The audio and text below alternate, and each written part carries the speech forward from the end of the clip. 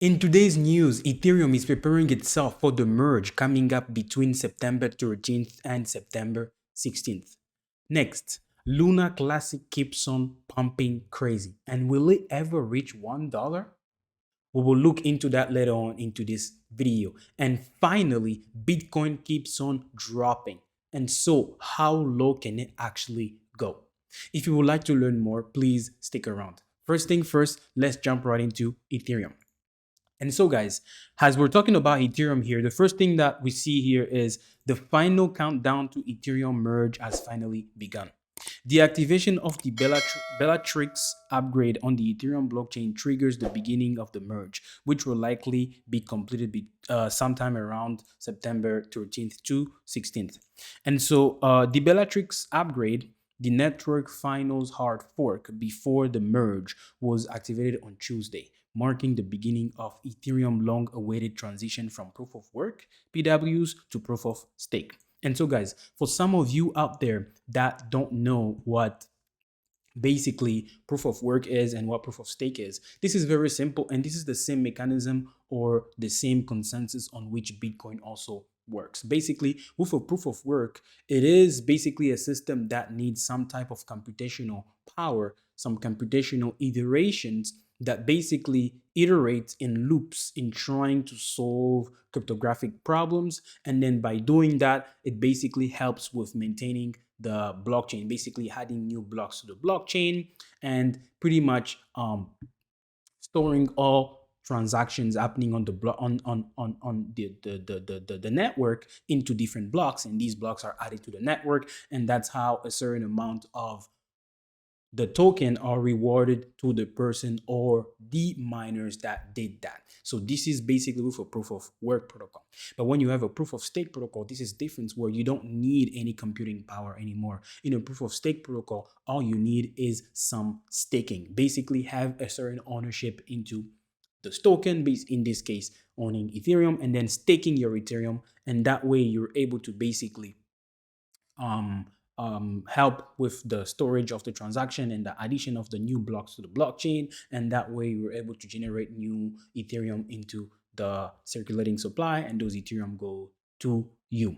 And so, guys, now as we move on here, it says here the Bellatrix upgrade prepares Ethereum POS beacon chain, also called its consensus layer, for a merge with Ethereum mainnet execution layer. And so here there is a tweet from Vitalik Buterin, which is basically the guy that developed and came up with Ethereum.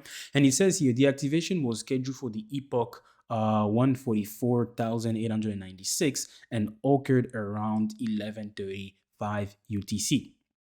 So, guys, now for the merge, it says that the merge, basically there is a triggering value for the merge, which is called the terminal total difficulty. Basically the value triggering the merge has been set at about, this ridiculously high number that I'm not going to try and pronounce. But anyway, and the merge is expected to, happen somewhere around September 15th, basically between the 13th and the 16th. But the prediction are coming out, it's most likely going to be on the 15th. So basically, what's going to happen when this merge happens? Basically, when the TTD number is reached, which is the number that we just spoke about, the network will merge its execution layer with the new POS consensus layer, and allowing the chain to continue on with a new system for issuing and authenticating blocks of transactions. So basically, we will move into the proof of stake, and no more proof of work would basically be much happening on the network. And how is this going to happen? Basically, at this point, the merge, basically the difficulty level on Ethereum proof of work network will increase to the point where mining new blocks will no longer be possible. So basically, they will make the mining of new blocks very, very, very difficult, that the mining at some points will become unsustainable, that will basically force everyone to move into the POS, the proof of stake protocol, right? And so, guys, this is really good for Ethereum, guys. I believe this is really good for Ethereum because, guys, we've really been waiting for this for a while back.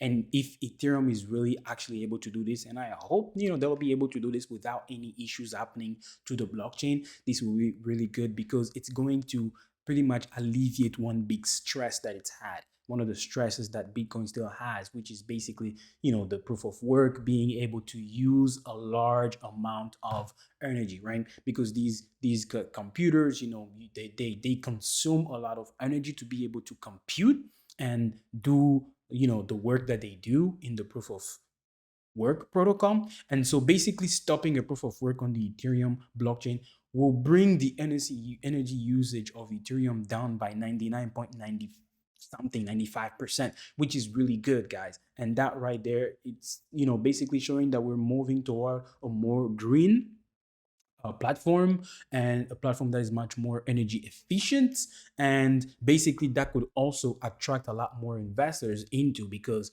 some people, some environmentally people that may not want to invest it because of that issue, but now Ethereum becoming more environmentally friendly would invite some of these people.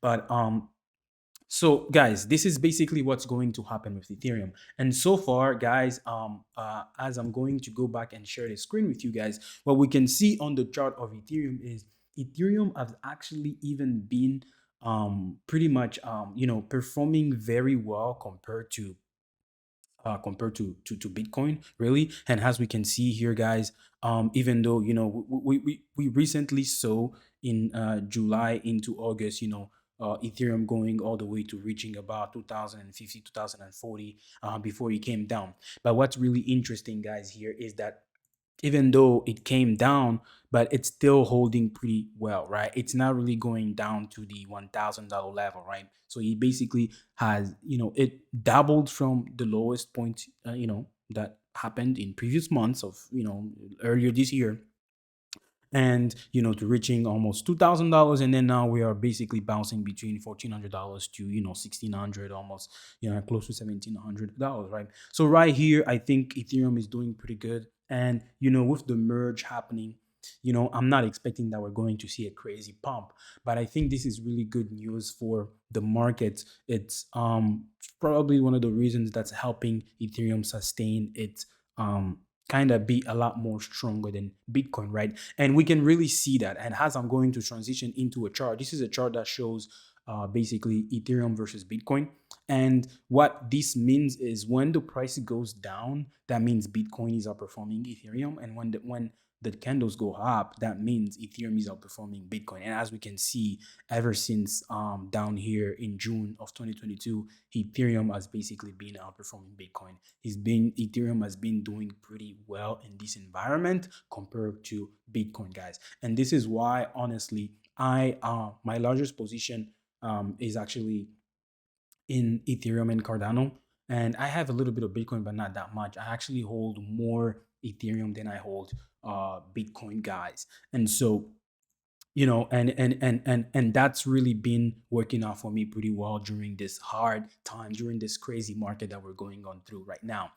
And so, guys, the other thing is, as we go to the price, the chart of Bitcoin, and as we're looking at the chart of Bitcoin, guys, I mean, Bitcoin just looked nasty, man. We haven't really seen some, really massive, crazy pumps in here. From the lows that we saw during this, earlier this year down here.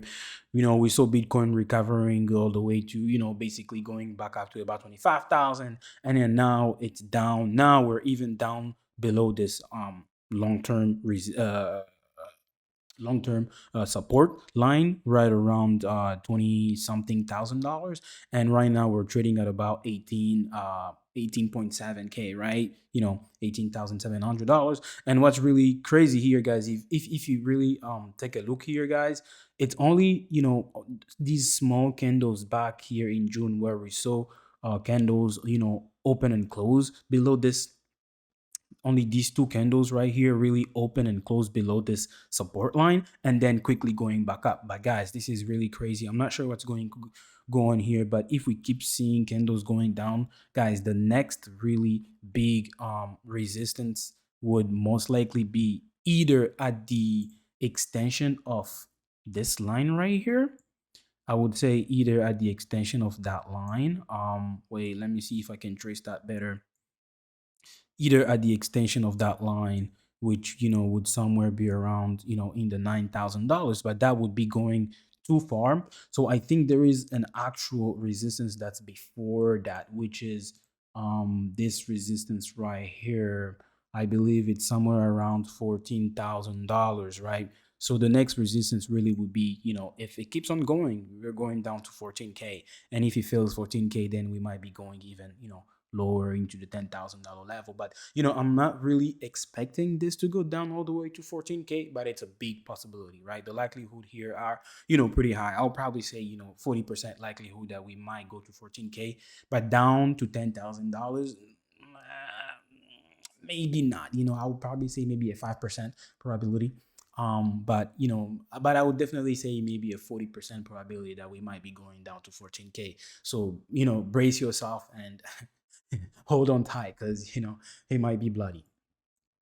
And so, guys, I know some of you guys came out here also for Terra Luna. So let's look at Luna Classic, which, basically comes from Terra Luna, which we saw the craziness with Terra Luna during this year, where it basically depegged itself from its stablecoin and everything went crazy and crumbling from there.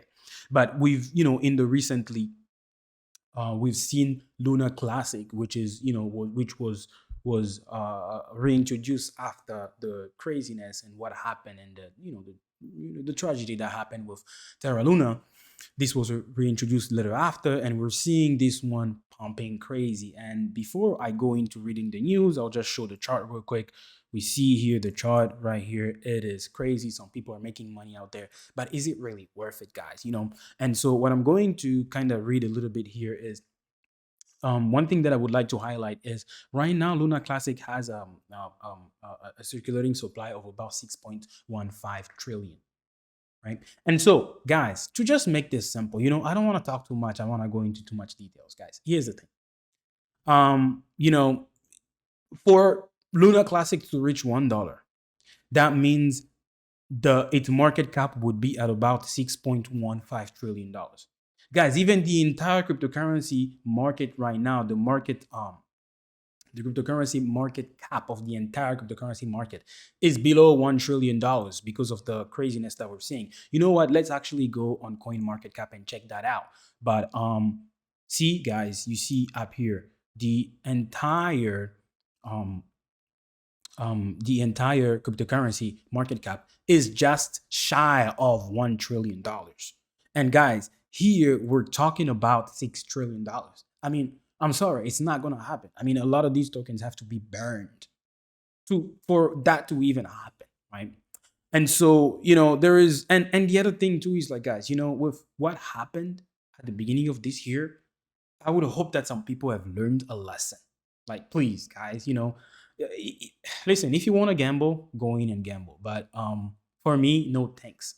I am good. I am not gambling. And there is also something else going on here. In addition, most of the trading of Luna is taking place within centralized exchanges such as Binance, Gates, Wobuy. Data from CMC indicates. And so, guys, and something that's happening with these centralized exchanges is, in this regard, Binance recently informed its users that LUNC, or Luna Classic, deposit and withdrawal via the Ethereum network, BNB Smart Chain, and Polygon network will be suspended indefinitely on September 7th.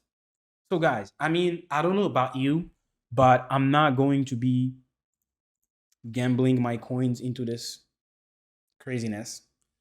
Honestly, after what happened this year, I would hope that a lot of people have learned their lessons, and, all those people that got burned. I didn't get burned because I didn't have Terra Luna, but I'm just saying.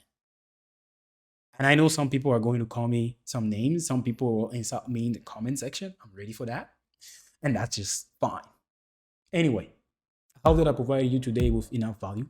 And if that was the case, please allow me to ask you to hit the like button, subscribe, and turn on the notification bell. With that being said, thank you, and I'll see y'all in my next video.